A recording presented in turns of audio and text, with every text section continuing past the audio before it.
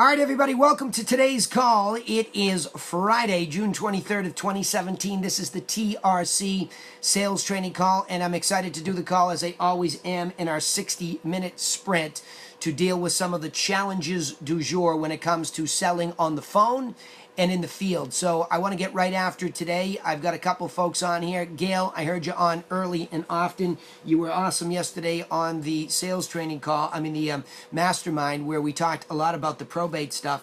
So we also led into a little bit about the challenges with virtual assistants on the phone.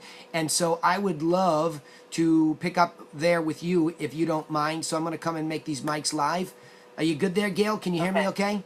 I'm here. Can you hear me? I can. By the way, if any of you tell me that my line starts to get funky, I'm going to try to call back on Skype. I'm on a web line for Instant Teleseminar. If that's a problem, I need to know that, and I will dial back in. So let's give it a whirl. Gail, so yesterday that was interesting. We really started to get into the mechanics of calling a probate, and my challenge was, is that going to be a challenge for somebody like Flo overseas? What did you think? Well, I don't think it's going to be a challenge. I think that it's going to be like any other call. In fact, I just bought San Mateo County yesterday with Jim, and I'm looking at all leads, and I'm doing the tutorials, and I don't see an issue at all. The only issue would be that she would contact them or I contact them, and if it was her, then she would, make an appointment for me to call them back. Okay. Or somehow, if she had them on the line, maybe I could call them directly back. Whatever. That's really what I'm thinking about. What is your thought? Yeah, she would call them, and presumably she would try to get you a phone appointment. Yeah. Yeah, for sure. I think that's spot on. And I think Paul Mihalowicz came on with his team here today too, so he could speak back to that too. Paul, if that is you with your team, I'm guessing that you have your outside sales team, but I was referring back just now with Gail to yesterday's mastermind regarding the ability of the inside sales agent who's overseas to make that sensitive first call in connection with the executor of an estate in the context of probates. And Flo is very sensitive. They call her Mama Flo. Yeah, for sure. So, she's very nurturing, and it's probably a better fit all the way around with the probates. And what I really loved what Jim had to say, he said, you're going to capture people that normal people don't do. They don't call, number one. 9 out of 10 people don't call, and we're going to be doing that. And then, with expired, it's a good program, but this one, there may not be as many people going after probate. I don't know. Yeah, for sure. Well, and I don't disagree with that, but I want to focus more so on. Go back a little bit and ask. I want to ask a question. When they call, who calls her Mama Flo? Because that's a really good thing. That means she's coming across. At least it means a really good thing for the nurturing part of the job, which is totally in line with calling probate leads for sure. So the question is, who calls her that? That's what I want to know. Oh, all the people. Remember, she trained everybody at my outfit. Okay. So that's what they call her. They still do. She's there if you need her. She's very supportive. So even though she doesn't have a high S in her DISC formula test, I call it DISC formula, she is very much like that. And she can lend to that very easily. So I think that when she speaks to the probate people, and they maybe, I don't know, because this is all, we haven't done it yet. Yeah. But I'm just, I can be the same way. Most mothers can. Yeah. And so most mothers are good leaders. Yeah, well, but they're also good Gail, I think it's a no-brainer for women who are doing phone follow-up with probates because, as you know, we're laughing with Lee, right? The tendency for the guys is to be deal-focused, right? So I think that's, and when Karen Shaw was listening to the whole thing about, probates, it was almost like an instant connection. She's like, oh, I'm going to do that. like instantly. Well, first of all, because Spokane is a really hot market, it's hard to find any expireds to speak of. Let alone, I mean, those kind of opportunities, really become a challenge, right? So I think it's Yeah. important for you to pay attention to the fact that yeah, somebody's getting on the phone with something that's congruent with their personality. But Paul, are you there with me, Mihalowicz? Yes, sir. All right, Paul. Yes, sir. Well, Paul, speak to that for a second when it comes to just your experience with the ability of a virtual assistant to make a cultural, not just a personal connection. What are the challenges?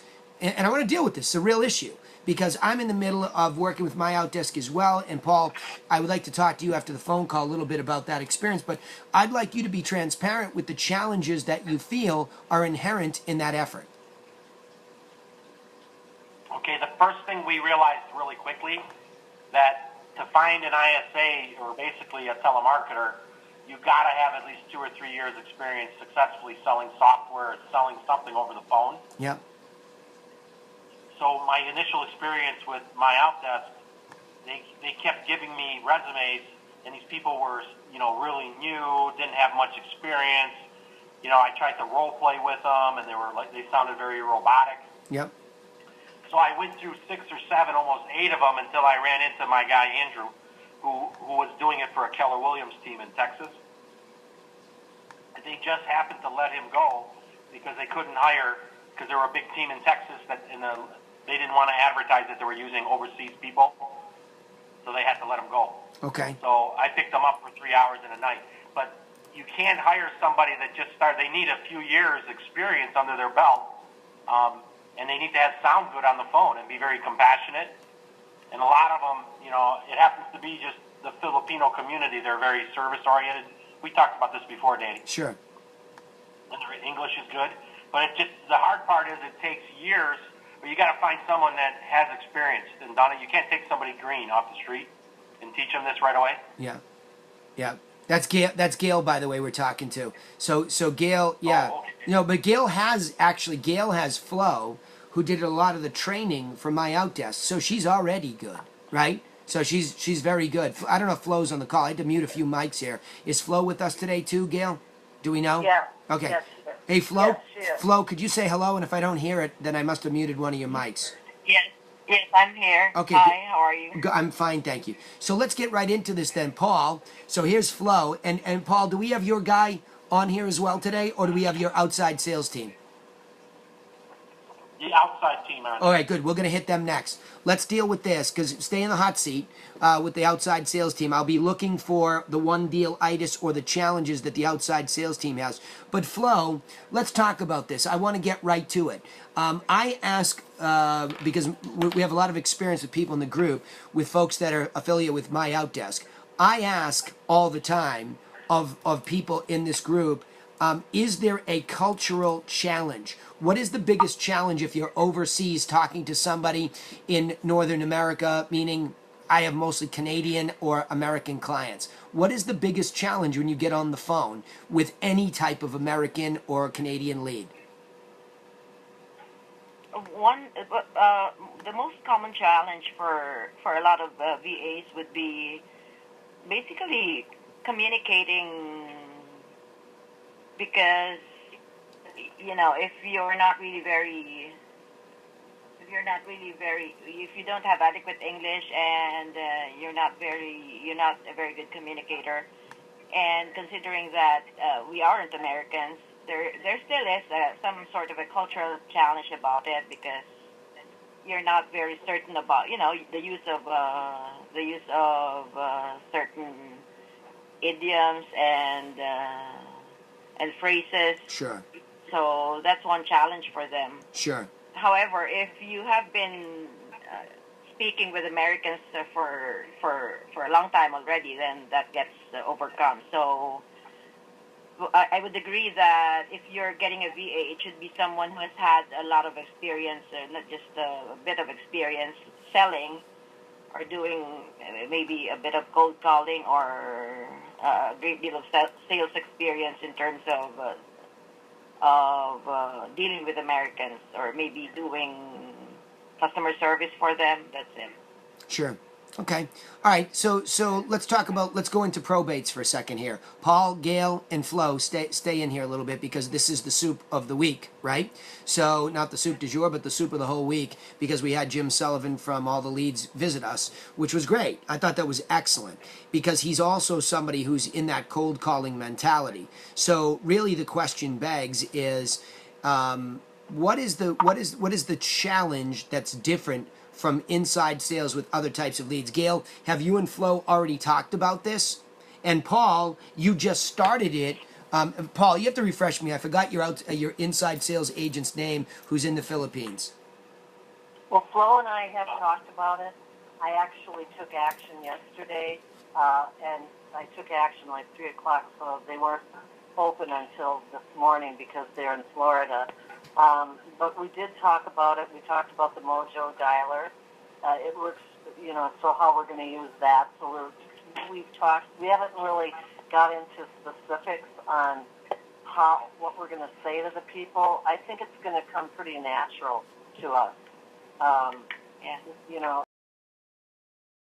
It looks like, but I mean, it's far more difficult than you would think. Okay, go ahead, Terry. Come on, jump in, Terry. Okay. Terry. Let's make this into a real conversation about the actuality of doing this. So go ahead. Tell us.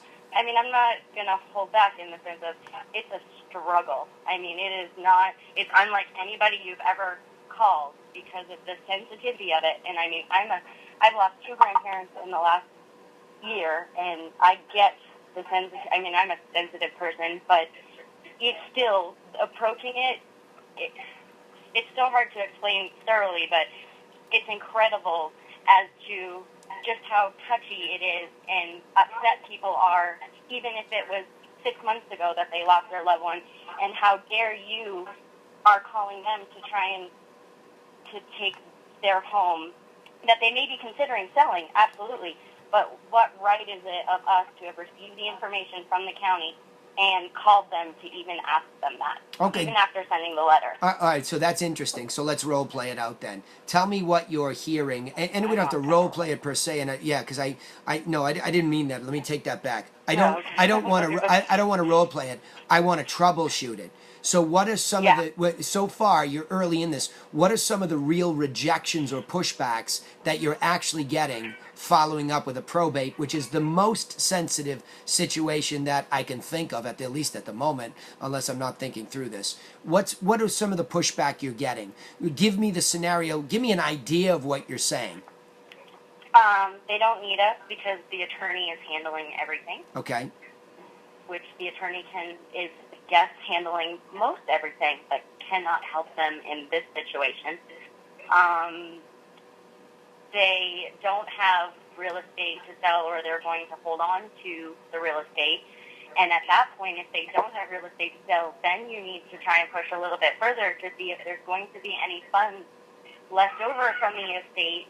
Then at that point, are they wanting to reinvest those funds? And that's a really hard thing to ask somebody because you are pushing so far into their personal life that it's unreal because they don't know you. And this is on call number 1. Yeah. This is not a build a relationship and try and figure out later if we could help them with the funds. You need to find all of this out in call number 1. Yeah. All right, so what are the beats? Go back and hit the beats that you're hitting. You're calling me up, and I just lost somebody, and you're trying to figure out whether I have, something to sell. Let's go from there. Tell me about that. I'm sorry. I know you're at try one. You're at home. You're at home, right? Yeah. I can hear them. All right. Listen. Let's go ahead. I'll come back to you. You can mute me. I'll come back. Take care. Okay. Take care of your babies. All right. Yeah. Hey, there's the true challenges. Your baby, Danny? Yeah, that's my. No, that was Danny? Paul. That was me crying. I was crying about how hard it is to teach, right? No, in all seriousness, Paul, coming back to you and Flo. So, Flo, what happens if you do get that challenge? Paul, what happens when we do get that challenge? I don't know if you've experienced that so far too, because I don't know whether that is. I mean, certainly it's surmountable, but because Lee, I don't have Lee on here today, but Lee is experiencing it with folks on his team. So tell me a little bit about how you would deal with that objection, Paul, that she just said. What would you say to Terry? I mean, you just got to be more compassionate and kind of not trying to close them and push hard, you know? Yeah, so what are you going to say? Or what are you teaching your VA to say? I'm back, Danny. Yeah. Sorry. Paul, what would you do differently? Ask me the question again. I wasn't really paying attention. Sorry, Dave. Yeah. What would you do differently? What would you do differently? What was the question again? Yeah, what would you do differently when it comes to that script? Because you're good at scripting. You're good at asking questions. This is your skill set. So what would you do? Well, you mean the script from the probate you're talking specifically, right? Yes. It's huge. The script is a huge paragraph. I can't even get the whole thing out, so I just get them on the phone, ask them if they're the personal representative. Do they have real estate to sell? Do you need some help? Yep. And what do they say? Do you get beaten up so far? Well, I only did it yesterday, and then I wanted to finish my calls, but you made me come on that call yesterday, and you screwed up my calling plan, you know? I get it. I was right in the middle of calling. Oh, man, come on. You got a lot of excuses for me today, Paulie. I don't like it. I don't like it, Paulie. Come on. It's not simple. So that's what I was trying to say. Yeah. It is hard. And No, it's not. Coming at it, okay. Go ahead. Go ahead, I'm Terry. coming at it very, very compassionately as somebody who's been through it and just been through it as helping my parents who were the PR recently. So even coming at somebody, letting them know that you understand how stressful the process can be and how nice it would be to maybe have a helping hand, people are still not extremely receptive, no matter what. Okay. And we have to fight through that, right? Because there's opportunity there. Because there is real estate to sell, right? And Absolutely. Yes, there's some. But people also have an attachment to that property as well because their loved one lived in it. Okay, so yes, they may want to sell it. So Terry, they don't want to deal with it. Terry, that's what I was asking though. Isn't it about asking I them think if you can just help them first? Isn't that what it's about first? So are we saying the wrong thing? That's where I'm at today. Are we saying the wrong thing if we pick up the phone? Because there's no doubt about it. When somebody dies, somebody needs help disposing of real estate on a pretty regular basis. So if you want to be part of that lane, then we're going to have to deal with this. And the question is, I think Lee went in that right direction with his infographic, really taking a look at how can we help you? Look, we this is just what we do. We live in this lane. It's no different from an attorney who might pick up the phone and call you and say, you need help. Do you want mine? No insult. It's a very difficult time. We get it. Now, of course, I'm saying this in a narrative with us in a training context. Certainly a much softer, caring. Look, when death happens, there are all sorts of businesses that exist to capitalize upon the natural part of life. People die. I mean, go down to any funeral home. They deal with it every single day. That's their main business. And if they don't somehow let people know that they're there for that service, well, then they go broke too. So it's not like we're the first ones to ever have a discussion of how to be involved in a very sensitively driven sale opportunity, right?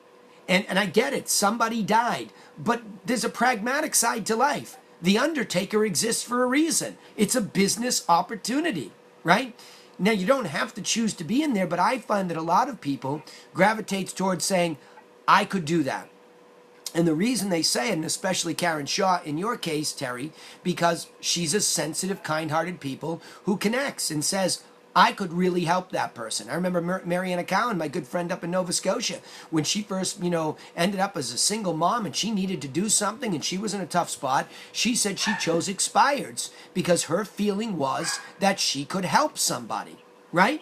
And that's why she chose it. So I'm going to grab the bull by the horns, and I'm not going to be a shrinking violet, as you know I'm not prone to be, about this particular subject. These people need help. Now, if their emotional reaction clouds any logic that they would have in the moment, the answer would be, okay, why did they emotionally react? Did I say something that didn't calm their emotion, which is already heightened? Remember, there's two reactions. Well, one is a reaction, okay? I was listening to a great little dissertation on YouTube the other day. We react to everything emotionally.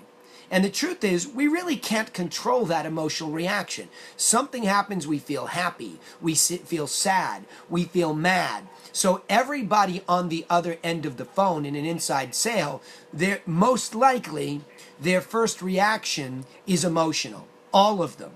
I would assume that for the context of sales training. Yeah. All of, right? You know what, Danny? Go ahead, Gail. I would say so too. I haven't figured out the script or what I want to say at first, but I would just say, I want to first give my condolences and prayers for you and your family. How are you doing? I mean, it's going to have to be something like that. And then, you got to move into helping them out. But I don't think it's going to be totally different than what we're used to in terms of, getting to the point. Because when somebody passes away, everybody's had that situation more than once if you've lived a little bit, that's important. And they'll want to talk about that person too, because they miss them. I mean, all we have to do is just think about what it's like for us to have somebody that passes away and then come at it at that point, because we're just going to be better at what we're doing. We're going to have better problem-solving skills. And we've got to watch what we say in terms of, if it's hard, then we need to learn how to be more compassionate. And as business people, I think we've all wanted to, I'm always like, close. But maybe there has to be maybe one or two times you talk to them, because you're going to have to build some kind of relationship if you find people like that. I mean, that just seems like something that I would want to do if somebody called me and wanted to sell my property. I don't think I want to talk about the property right away. Does that make sense? Gail, it does. And in fact, as I'm listening to this, I'm thinking to myself, okay, so isn't it even more important to emphasize the fact that, and Paul Mihalowicz, I don't know how you're going to react to this as a guy who just is incredibly good at booking appointments, now going into this super sensitive, this place. Now, Gail, in the same breath, Jim Sullivan told us that there are a lot of investors that call up people that have lost somebody, and they're very aggressive, and a lot of them oftentimes have already gotten to the property. There are a lot of people in that pile of leads that just want to dispose of it and they want to give it away. So wholesalers. Well, I think you're going to have to know that when you first talk to them, because if you give their condolences over their loved ones, then from there it's going to probably tell you, hey, well, that was my long-lost uncle, I'm glad to give this property, whatever. I think the scenario is going to be, of course, the focus is on the questions that you ask. That's going to get you to the point. And that's Jim surmising that those people come in and go like that. Who knows how they actually do it? Yeah. I'm just The saying. problem is the attorneys. The attorneys have gotten to them, and the attorneys have beat into their heads that they don't need anybody else. So if you signed up for all the leads, then they're going to put you through a training. And their training, I mean, I think your approach is exceptional, the way that you're coming at it. But their training is completely, different from that. All right, well, hold on. So what is, I don't want to lose this moment. There's a couple of beats there. Stay there. Hold that as a placeholder, Terry. But Gail, what I wanted to go back to, and Terry, I wanted to say this to you. I'm saying, why is anybody being trained or taught to try to push any further than, hey, condolences, I just want you to know I'm a local realtor. As part of the service that I give away to the public for free is that I try to help people with something to sell, right? I don't know if that's your case, but I put something in the mail in case that's your case, right? Well, if we have a series of letters, Danny, like we do the expired, I mean, every 2 weeks or whatever, they're going to be getting information about us, and they're going to accumulate it or they're going to throw it away. Right. They're going to remember us. Right. And so I want the marketing to do its job. Agreed. So that when I call, they're going to know who I am. Yeah. And that's how I look Agreed. at it. And Terry was quick to dismiss that piece of it, and I don't think you can. Terry, I had to mute somebody's mic. Terry, I don't know if it was yours. Somebody was loud there in Albuquerque. That could be you or Tony. I think it was Tony's.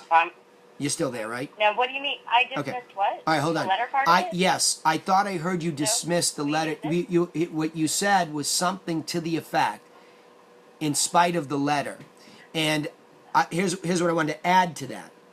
I wanted to say that the concept of sending somebody help in the form of prints, okay, is a very important piece of the conversation. Yeah. Okay? It's a very important piece of the conversation because the law of reciprocity in this moment, heightened beyond all these others, like an expired, like a for sale by owner, like a confused internet searcher, they're all problems, okay? Every one of these people has a problem or we wouldn't be in business because what we're actually ultimately getting a yes to is our solution for guidance through those problems. Now, of course, context changes. We can make a case that probates are the most hypersensitive of all of them. I understand that, okay? So what I'm saying is that what I worked on with Lee, and we're early on in this in the mastermind group, is to work on the materials that would support your follow-up. To say, Correct. and what I'm saying is, why are we asking for anything in the very first moment other than Right. I wanted to let Because you most hold on, people are let me not finish. That's Other than, hey, I sent you something that's a gift to help guide you through a very difficult time. You probably already have an attorney helping you, but real estate is a very different piece of the puzzle. And if it's there, you can share this with your attorney if you like. We don't want to dismiss the attorney and the fact that they're there. We don't want to be defensive that we know better than them. We want to embrace the entirety of the situation and we want to inject ourselves in there as sensitively as possible, but as strong as possible, demonstrating that we are the leader, we are the professional when it comes to this piece. There is nobody that knows this piece better than I do. And I'm not asking for anything from you other than alerting you that I'm aware and I take care of my entire community. Anybody in my community where death happens and real estate is involved, they will at least get my insight for free. If they need my paid guidance down the road, wonderful. But to be able to be in that conversation early, I'm going to send you something and I'm going to simply pick up the phone and call you and tell you it's there. Now, if I can gain some sort of a permission to follow up, I will. If I can't and I'm rejected, and it's a rejection for a reason that's non-emotional, maybe it's emotional, but there's logic. Look, I'm not dealing with any of this. My attorney's going to do it all. Wonderful.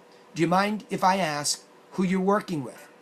Because I'd like to call the attorney, let them know that I could offer my service to you via them.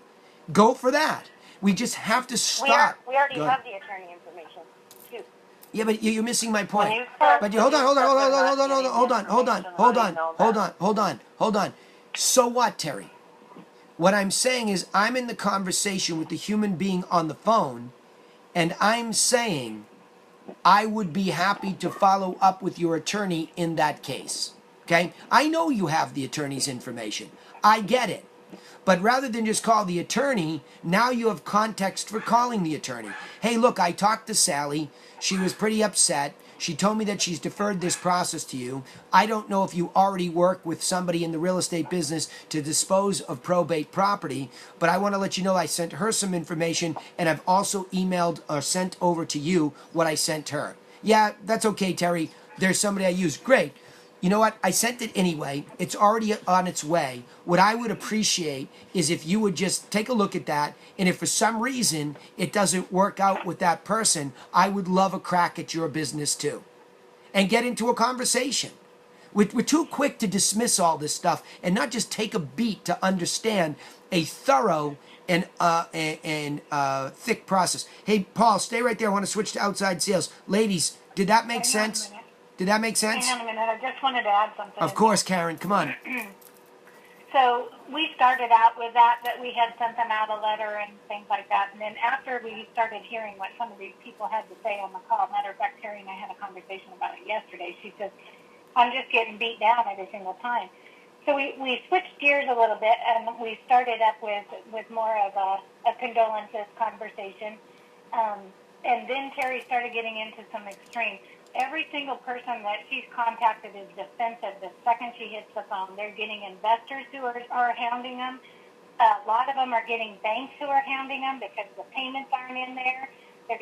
These people are being attacked from all areas. So the minute they hear probate, you can hear their whole tone just go a different direction, and they're on the defense, and they're like, "Who are you, and what do you want?" Okay. And, So what's the solution, Karen? We found some people, I got it. and we're okay with that. Yep. We changed it. Yep.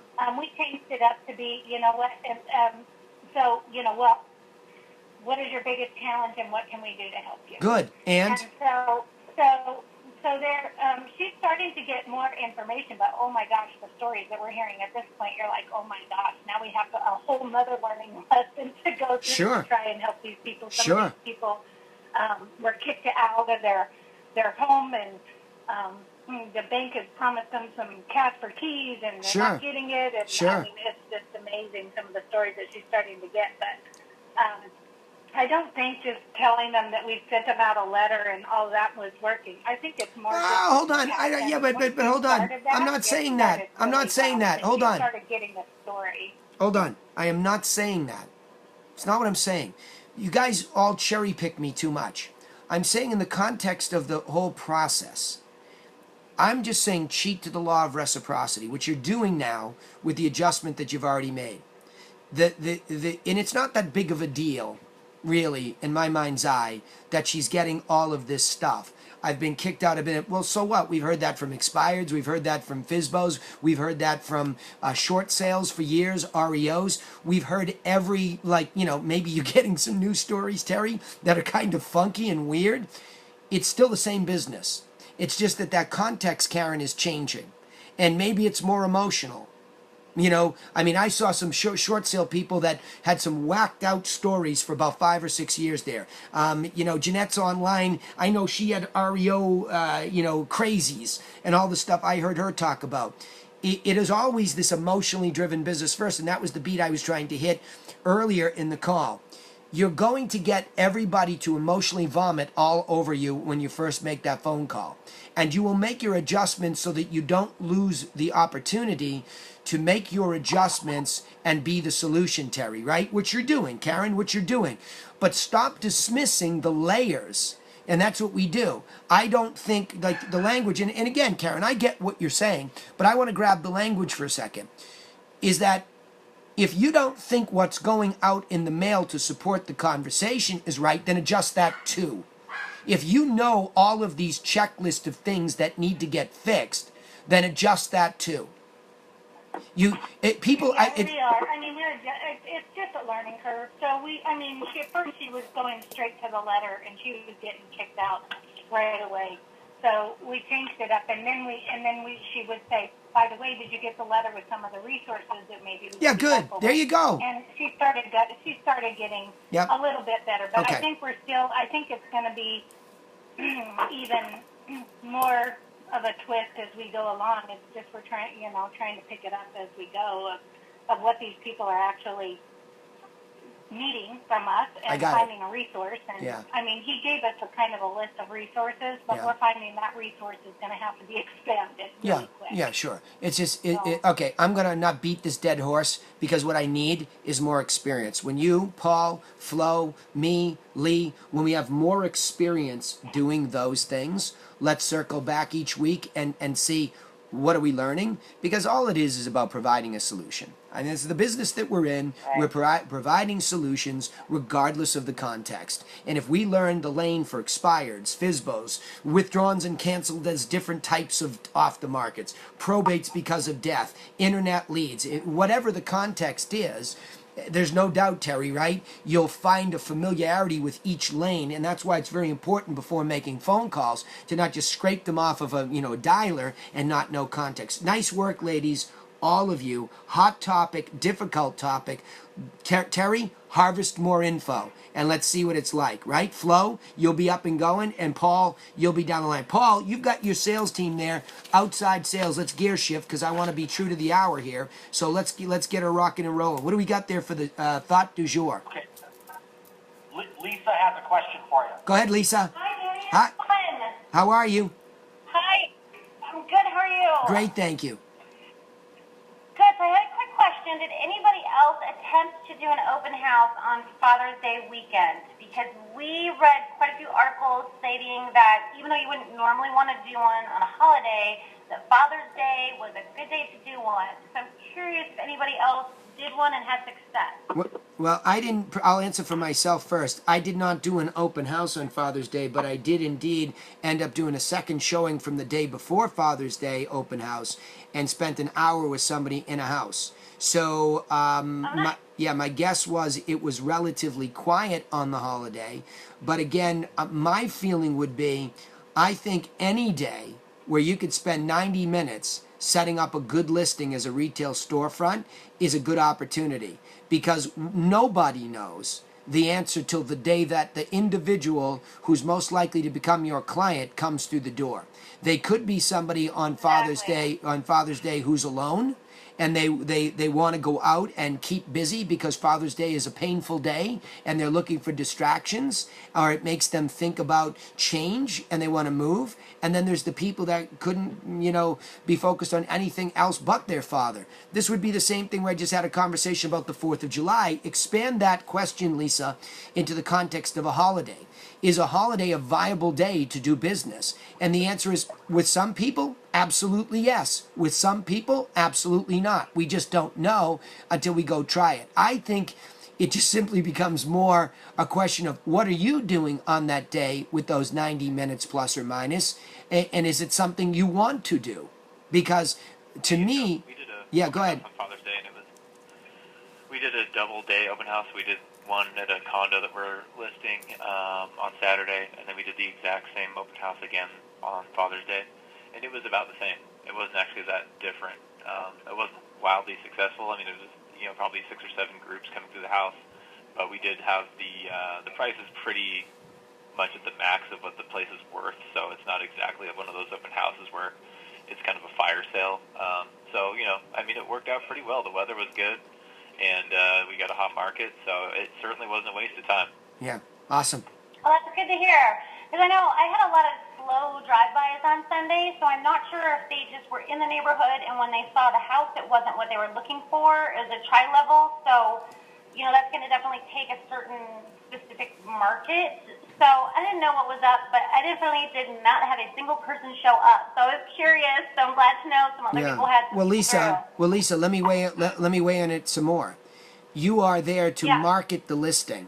Okay, and one of the most effective ways to market a listing is to open the front door. And these days, it's actually become an even better opportunity, I think, because the irony is all of the major technology companies like Zillow, Trulia, Redfin, Realtor.com, those are the biggies, let alone all the other sites that populate or looking for new content. And the new content comes in the form of new listings, price changes, and what else? Open houses. Open house alerts. I think the viability for a lot of these tech companies and their ability to survive has everything to do with trying to rush information direct to consumer. So the consumer who's out there hunting using an app like a Zillow is looking for what? The open house alerts. So they're driving by, and plus, not the least of which is the good old-fashioned drive-by slowdown, because they might be thinking about moving. And all of a sudden, hey, I didn't know that house was on. Even as a pro in the business, I find myself doing that. I find myself slowing down. So see, what you want and what I want is somebody to walk through the door and preferably buy the listing. And secondarily, if they're not going to do that, we want them to work with us and buy something else. So that's what we want. But what we need to do for the seller is expose the property in all the ways possible to get traffic, to create noise in a noisy world so that our piece of product gets noticed, feedback happens. Quite frankly, the other thing is, let's say you did a consecutive 4 weeks and nobody comes to the open house. Stop explaining away the product as something that's hard to sell and start taking a hard look at the way you priced it. right? Because when people don't say anything, that's as powerful a sense of feedback as any. Laura and I have discovered that in our pursuit of internet leads. When somebody is not answering the phone or not following up and answering emails, text, or otherwise, that's real feedback that's telling us something. Yeah. Good. Oh, thank you. Yeah, good thoughts. Paul, who else do we have in there? Next thought du jour. Pop it up. Hello. How are you? Good. Who's this? Elizabeth. Hi, Elizabeth. Elizabeth. How are you? Hi. Good. So I have a question. I have a potential seller. It's a daughter and a father. The daughter wants to sell the house, like, badly. But the father is really against it. He wants to actually lease it or sell it himself because he does not want to pay a commission. But she really wants to protect, you know, the whole situation, hire an agent, me, and sell the house. So I have this, like, I don't know how to persuade the father. Okay, good. All right, so excellent. So that's a really, really good one. So, and it's juicy, and I like those. So thank you. So, because here's the deal. It's the concept of decision makers. Who's the decision maker? So first of all, I'm going to ask something, because when we inventory a potential opportunity to go and list a property, we have an intake form. We ask some questions, and we ask that question. You know, who are the decision makers? So, because will they be there when we come over to express what we do? Because if not, now you've left it on the daughter who likes you, obviously, who wants to give you the business, but there's resistance from some other third party who I'm going to ask you, have you ever met the father face to face? I have not, no. Okay, Nope. so you have this major decision maker who has a perception of lack of value when it comes to realtors. Oh, you're wasting your money. And he could be an old school guy who's a nickel and dimer, who doesn't understand the value added in our business, and he might not be wrong. How about that? He might not be wrong. He might be right that somebody that's better than a poor agent could do better. But you're not a poor agent, you're a good one. So you just haven't given the speech of value to the audience. So you've only given it to her. The first thing I would recommend is saying, yeah, I get it. I get where your father's coming from. When can we meet with your father? Period. Right? Oh, he won't meet with you. Right. Well, why won't he meet with me? You mean he won't even talk to me over the phone? Well, I don't. He's rude. Well, that's okay. He wouldn't be the first rude guy I spoke to. But until I can articulate my value to him, he's going to sit there and argue with you, right? So again, I think you're not dealing with all the decision makers. But the real thing I would ask you is, he's a very, very heavy influence on her. But does he own the property too? Yes. Okay. Yes, he owns it. Okay. Even a bigger challenge. So you're not even talking to both owners. Does he own it alone, or does she even own anything? I'm not positive. I think he owns it alone, though. Okay. What I was getting. All right. So you see the problem, Elizabeth? All of a sudden, you're not even talking to any decision maker. She's not even a decision. She might have some influence, but she's not even a decision maker if she's not an owner. I mean, she might weigh in on it a little bit, but you're not even in front of the main audience, let alone the co-audience. There's really only one guy that matters, and that's the guy who can sign the listing contract, who can sign a contract, who can close on the deal and transfer the deed. You follow? Like, it's actually quite obvious in this case. Now, she's almost like a good referral source for you, right? Because she likes you. Yeah. Is she a friend of yours? No, she's a friend of a friend, and yeah, she does like me, so. Yep. Good. So she likes you. Yep. So she likes you. But the problem is you're not in front of the decision maker. So you want to use your relationship with her and the fact that she likes you to get in front of dad. Now, when you get in front of dad, your leader, your fearless leader, Paul Mihalowicz, and his fearless assistant, Freda, have done a good job in managing me to get done at least the buy side educational piece of this. But on the sell side, you're going to need Paul to sit down with you and or go with you to a listing presentation if you can get the audience and watch him walk through that infographic, that 7-point infographic. Paul, if that's not physically possible, then you should sit down with Elizabeth and give her the infographic and go through it with her as if she were a client, right? So 2 beats there, Elizabeth. One is you need to know you got to get in front of the decision maker. Second beat, Paul needs to train you on what it is you're going to express to him, so you show him very clearly how deep and sophisticated a process this is, so that you can deal with his objections, handle them, and overcome them if possible, right? And Right. my last bonus tip, if you're close with the guy, you can call his bluff. Say, why don't we do this? Why don't you continue to retain the right to sell it yourself? Now, that doesn't mean that you can take the co-brokes or anybody that I get through my marketing, but that means if you can find somebody through your own marketing or word of mouth, I'll let you sell it yourself and I'll exclude you from the deal.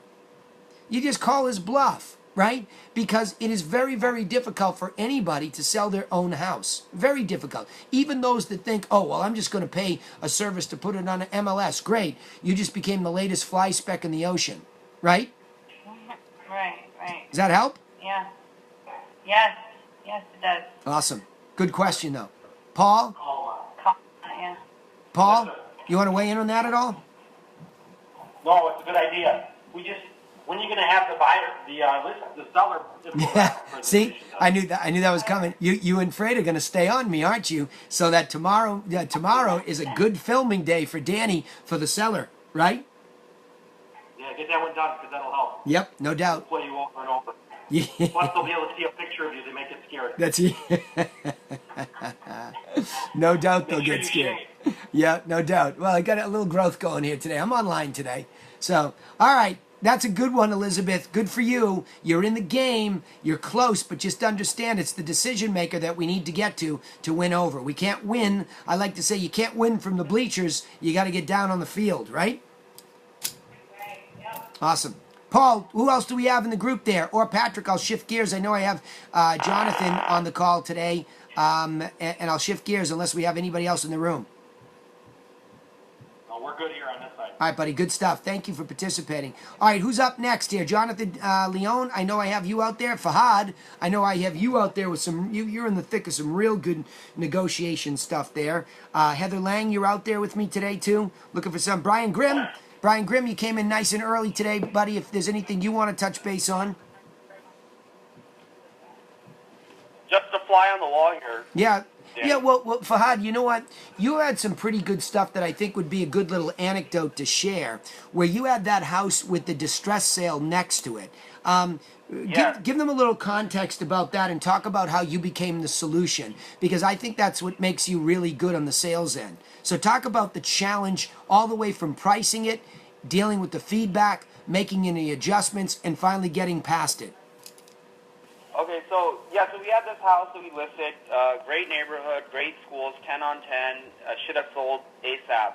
The problem, and the house was redone 5 years ago, the problem was the neighbor's house. Original owner from the 1970s, house is falling apart, the guy's a hoarder, it's horrible.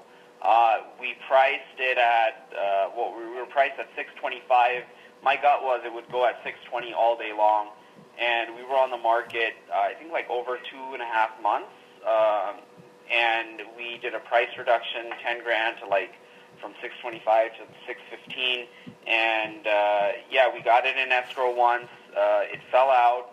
And my main thing was I would just have to come back every time you bring the buyer back. I mean, the issue with the seller was I had to get a price reduction, and second is you just had to be there. You couldn't. I didn't put it on lockbox. I just showed the property every time myself. I showed it, showed up, and you just explained the situation. Yeah. To the, I don't know what else to say. I mean, you just had to explain it and work with the buyers and just explain that, hey, this is an original owner. He's going to be moving out. The guy was already in a nursing home, and we just had to kind of just work with them. And then it fell out of escrow. We did inspections on it, and then with the sellers, what I did was I went back. I gave them the inspection report. and I had them make all the repairs. They spent like $4,000 on repairs. They did those repairs, and we ended up selling the house for, I think it was like $2,000 over that list price. We were at $615. We closed it at $617. Yeah, awesome. So that's brilliant. Number one, I think, the price reduction, pricing is sensitive even in California where people don't think it is. So the 625 to 615 sounds like it made a little bit of a difference. But the one thing that I really wanted to deal with here is I think what you did well, Fahad, when we were talking through it over the last couple of weeks, is I think you embraced that moment where you recognized that people were getting scared about this dilapidated house next door. You found out what the real situation was, and you were able to bring in the logic. When I started this call, I forgot to mention that. Yeah. So as soon as we found that out, and exactly as soon as we did the price, actually even before we did the price reduction, every buyer, and that was the reason why I also did not put it on lockbox. I was there to show the property because I wanted to tell the buyer's agent and before they got there, and also the buyers the exact situation, that it's a vacant house, the guy's not living there. Nobody knows when, but most probably within the next 6 to 9 months, it's going to be sold to an investor and flipped. So you had to set it up that way because otherwise, I don't know how it would have sold. Yeah, awesome. I think you're a good solution guy, and this is where I was going to go, and I want to bring this in here towards the end of the call because I think this is really, really important. Gail, if you're still on with Flo, this would be really important, and I don't know if I lost Terry and Karen, but what you heard today, and a lot of times I sound obnoxious, by the way, when I coach, and when I try to kind of hold up my hands and say stop, I'm usually sensing a paradigm that's maybe not the best thing. It's a sticking point. So understand my methodology here. What I'm saying is that we get so emotionally driven because the people on the other end of the transaction get emotional. So their emotional reaction to the situation or us agitates our emotion. And what gets lost in all of that is a logical solution. We really lose it there. And so what I think Fahad did well in this case study was I think he said, okay, emotionally, I don't want to go spend $600,000+, be looking over every day I drive out of my driveway to a dilapidated house and feel like I did something smart with my money. Until he says, look, here's the good news, that house is owned by an original owner who's actually, unfortunately, become elderly. He's actually moved into a nursing home. And so, at some point soon, that property is going to turn over and be improved because you can see the rest of the general neighborhood is already improved and there's value there. So, hey, if you like that kind of opportunity, I'll reach out to him or his family and we can go sell you that one. And you'll help me solve the problem for my sellers here. But if you're not into fixer-uppers, I've got this great opportunity already done for you right next door, and you know what's going to go down next door. Somebody's going to come in, maybe get a good fixer-upper, but they have to go spend all the money. So now all of a sudden, as that's improved, what happened is we extracted even a little bit more money out of your purchase. That is a very truthful, logical explanation of the situation. And we gave them all the information. So what I had him do is I lucked out because the seller of this, they were an old client. Because I sold this to them back in 2012. So all the money that they put in, he was an accountant, a CPA. So he had Excel sheets of everything that he had put in. So they had spent, in 5 years, they'd put $120,000 into the house, and everything was itemized, and we had a list. So I had that printed out and put on the front table, so when everybody walked in, they had that exact list of every single thing that was put into the house and the dollar amount that was spent on it. And then when we fell out of escrow, the first time, they wanted like $7,000 in repairs for stuff that was like dry rot and some other electrical issues, and we had all of that done for $4,000. So I added that to the Excel sheet and said, hey, in the last 2 to 3 weeks, these $4,000 worth of repairs have been done. Yeah. Here's the termite clearance, and I was just telling people up front that, hey, we did a home inspection. These were the issues that came up, and these have been fixed. Yeah, awesome. Hey, yeah, that's awesome. Danny, you had said something about Flo and I. What was? Well, Gail, one thing I want to say about him is he took action. He was proactive. Yes. And he already figured out what the people would say, and he had it all figured out. Yes. And that's why he got lucky. Yes. He got lucky because he took action. That's it. That's right.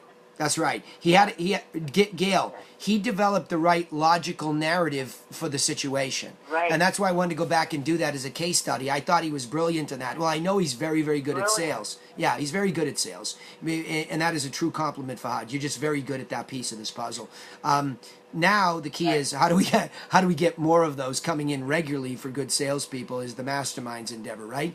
But the point is, Gail, what I was going towards was the fact that I think what Fahad did was exactly right, but I wanted to give it that context that I was trying to cut in on all those earlier paradigms that I thought were noisy, which was we all react emotionally. I mean, we can't help it, even if we get good at this, like that anecdote where Fahad brilliantly breaks it down to logic. Well, when we do, Danny, we do, one of the questions I ask myself, what else could this mean?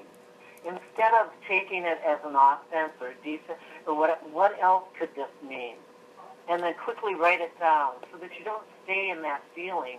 You don't. So what if we are emotional beings, but you don't have to stay there. No, right. The point is right, yeah, so right. What else could that mean? That was just like brilliant for me whenever I decided. Well, Gail, but there's another step, and I'll give Mel Robbins. She's a pretty heady gal who I was listening to online, and a long time ago I had the chance to have a little one-on-one conversation with her. She's been working at the head stuff for quite some time, and she's being interviewed by Lewis Howes. If you want to Google Lewis Howes and Mel Robbins, you'll hear this interesting conversation that she has, and she spent a lot of hours obviously studying this because of the way she articulates it is really, really spot on.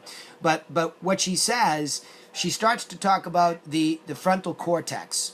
So, and this is where I'm gleaning this information, is her studying, where we have that, and Tony does it too, and you've shared that, the Tony Robbins stuff with me, where we have that emotional reaction in the beginning, but you're right, we don't have to stay there. And it's almost the thing it's the impulse. It's the impulsive reaction to become defensive, to become mad. And that's what Terry was experiencing, was that very, very heightened emotional reaction because somebody has died. I'm hurting, I'm sad, and if I perceive that you're trying to take advantage of me at that most heightened, painful moment, I'm going to attack you, right? I'm going to definitely attack you. And all I was saying is, what could we do to really make it very clear quickly that we are not there at all to do anything other than help? We're not there to profit. We're there to help. Ultimately, yes, we're business people. But in the beginning, we're just... we need to say it. Yeah, yes, to say it, right. But our tone, Agreed. Our tone is more important than Yes, just say it. And that's exactly where Mel Robbins goes. She says, just take the action step, which gets the frontal cortex moving.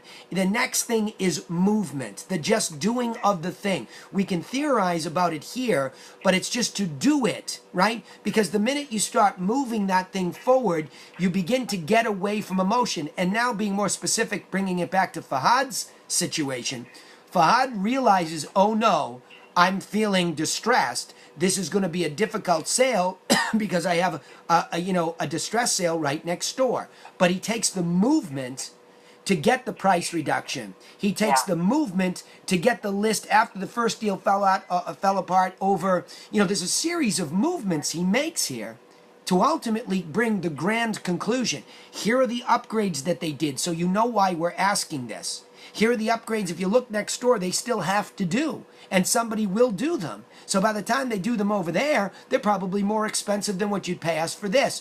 That is a logical movement that will state back into a logical state that has more to do with action, where they feel more organized about taking a step towards writing an offer. It's crossing that Rubicon from the emotional to the logical that makes salespeople that are good at this really good at this. And that was exactly what I was trying to tie together from the beginning to the end. So Fahad, that's the reason why I was trying to reaffirm with you, you moved from emotional yourself, and you moved the people who are emotional about the situation, your sellers and buyers, to a complete solution. Right. And I think that's what you did well, right? That makes sense, Fahad? Yeah, totally. Yeah. because that's brilliant. And you need to get agents working for you so that you can teach them that very thing. It's that ability. It's like with Elizabeth on Paul's team, and for that matter, Lisa too, where Lisa's emotional reaction is, ugh. I'm sitting in this open house on Father's Day. Now I go find validating evidence that I made a mistake doing it on Father's Day. No, you didn't do anything wrong. You took action. Your frontal cortex said take action, open the house, hustle. But you think that somebody driving by is an emotional, letdown. It's a slap. Oh my gosh, they must not like it. See, we keep reacting emotionally instead of logically saying, okay, Father's Day, I didn't quite get anybody. Is there something I could have done to let them know I was open a little bit better? That's a logical solution to maybe what went wrong. The other logical piece is, hey, good news, Mr. Seller. I at least had about 15 people go by and slow down and look at the house, so at least now they're aware it's on the market. That's a good thing, logically speaking. You see, once we can get ourselves, Gail, out of that emotional state, there's a logical explanation to everything. And of course, if we need action steps to correct that, then we take those action steps just like Fahad did, right? Awesome.